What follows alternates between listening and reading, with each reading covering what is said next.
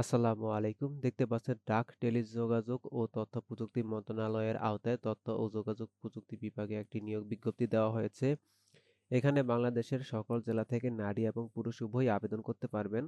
তো আজকের ভিডিওতে আমরা আলোচনা করব কি কি পদে আবেদন করা যাবে, আবেদন করার যোগ্যতা, কবে আবেদন শুরু হবে এবং কবে শেষ হবে বিস্তারিত। তো বন্ধুরা, ভিডিওটি শুরু করার আগে আপনাদের কাছে ছোট্ট একটি রিকোয়েস্ট, যারা আমার চ্যানেলে নতুন আসেন চ্যানেলটিকে সাবস্ক্রাইব করে বেল বাটনটি অন করে দিবেন, যাতে এরকম নতুন নতুন ভিডিও আপডেট প্রতিনিয়ত পেয়ে যান। তো কথা না বেরিয়ে আমরা মূল আলোচনায় চলে যাই। তো আমরা প্রথমে দেখে নিব যে এর আবেদন কবে শুরু হবে। তো দেখতে পাচ্ছেন এর আবেদন শুরুর তারিখ 10 মার্চ 2026 সকাল 10টা থেকে এবং আবেদন করা যাবে 30 মার্চ 2026 বিকাল 5টা পর্যন্ত।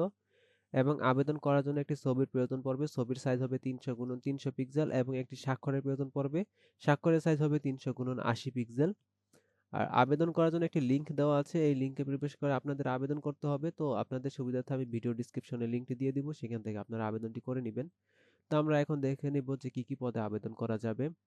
তো প্রথমে দেখতে পাচ্ছেন অফিস সহায়ক। এখানে বেতন গ্রেড হচ্ছে 20, পদ সংখ্যা রয়েছে 14টি। শিক্ষাগত যোগ্যতা প্রয়োজন পড়বে কোনো স্বীকৃত বোর্ড হতে মাধ্যমিক স্কুল সার্টিফিকেট বা সমমানের পরীক্ষায় উত্তীর্ণ। এরপর দেখতে পাচ্ছেন অফিস সহকারী কাম কম্পিউটার মুদ্রাক্ষরিক, বেতন গ্রেড হচ্ছে 16, পদ সংখ্যা রয়েছে 5টি। শিক্ষাগত যোগ্যতা প্রয়োজন পড়বে কোনো স্বীকৃত বোর্ড হতে উচ্চ মাধ্যমিক সার্টিফিকেট বা সমমানের পরীক্ষা উত্তীর্ণ, কম্পিউটার প্রশিক্ষণ প্রাপ্ত। কম্পিউটার মুদ্রাক্ষরে সর্বনিম্ন গতি প্রতি মিনিটে বাংলায় 20 শব্দ এবং ইংরেজিতে 20 শব্দ থাকতে হবে এবং কম্পিউটার চালানোর অভিজ্ঞতা থাকতে হবে। এরপর দেখতে পাচ্ছেন data entry oblique control operator, বেতন গ্রেড হচ্ছে 16, পদ সংখ্যা রয়েছে 2টি। শিক্ষাগত যোগ্যতা প্রয়োজন পড়বে কোনো স্বীকৃত বোর্ড হতে উচ্চ মাধ্যমিক সার্টিফিকেট বা সমমানের পরীক্ষায় উত্তীর্ণ এবং কম্পিউটার মুদ্রাক্ষরে প্রতি মিনিটে বাংলায় 20 শব্দ এবং ইংরেজিতে 20 শব্দ থাকতে হবে এবং এই টেস্টে উত্তীর্ণ হতে হবে।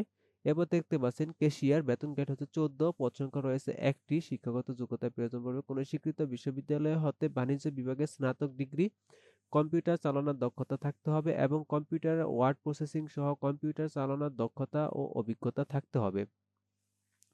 এরপর দেখতে পাচ্ছেন কম্পিউটার অপারেটর, বেতন গ্রেড হচ্ছে 13, পদ সংখ্যা রয়েছে 2টি। শিক্ষাগত যোগ্যতার প্রয়োজন পড়বে কোনো স্বীকৃত বিশ্ববিদ্যালয় হতে বিজ্ঞানে বিভাগে স্নাতক সমমান বা সমমানের ডিগ্রি, কম্পিউটার মুদ্রাক্ষরে প্রতি মিনিটে বাংলায় 25 শব্দ এবং ইংরেজিতে 30 শব্দ থাকতে হবে। তো এই ছিল পদগুলো। তো আমরা এখন দেখে নেব যে আবেদন করার জন্য কত টাকা জমা দিতে হবে এবং কিভাবে টাকাটি জমা দিতে হবে। তো এখানে দেখতে পাচ্ছেন টেলিটক সিমের মাধ্যমে 1 থেকে 4 নং ক্রমিক পদের জন্য পরীক্ষার ফি বাবদ 100 টাকা, টেলিটক সার্ভিস চার্জ বাবদ 12 টাকা সহ সর্বমোট 112 টাকা এবং 5 নং ক্রমিক পদের জন্য 50 টাকা, টেলিটক সার্ভিস চার্জ বাবদ 6 টাকা, সর্বমোট 56 টাকা আবেদন করার 72 ঘন্টার মধ্যে জমা দিতে হবে। এবং টাকাটি কিভাবে জমা দিবেন? তো আপনাদের টেলিটক সিমের মাধ্যমে মেসেজ অপশনে গিয়ে লিখতে হবে আইসিটিডি, লিখে স্পেস দিতে হবে। এরপর ইউজার আইডি লিখে সেন্ড করতে হবে 16222 এই নাম্বারে। এরপর আপনাদের একটি মেসেজের রিপ্লাই দেওয়া হবে। সেখানে আপনাদের ডিজিটাল পিন নাম্বারটি দেওয়া থাকবে। তো আপনাদের দ্বিতীয় মেসেজ অপশনে গিয়ে লিখতে হবে আইসিটিডি, লিখে স্পেস দিয়ে ইয়েস লিখে যে পিন নাম্বারটি দেওয়া হবে সেই পিন নাম্বারটি বসিয়ে সেন্ড করতে হবে 16322 এই নাম্বারে।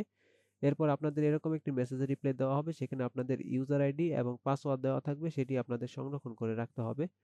যখন অ্যাডমিট কার্ড ডাউনলোডের সময় হবে তখন আপনাদের ইউজার আইডি এবং এই পাসওয়ার্ড ব্যবহার করে আপনাদের অ্যাডমিট কার্ডটি ডাউনলোড করে নিতে হবে। তো এই ছিল আজকের মূল আলোচনা। তো আশা করছি আপনাদের ভিডিওটি ভালো লেগেছে। আর যদি ভিডিওটি ভালো লেগে থাকে তাহলে অবশ্যই চ্যানেলটিকে সাবস্ক্রাইব করে বেল বাটনটি অন করে দিবেন,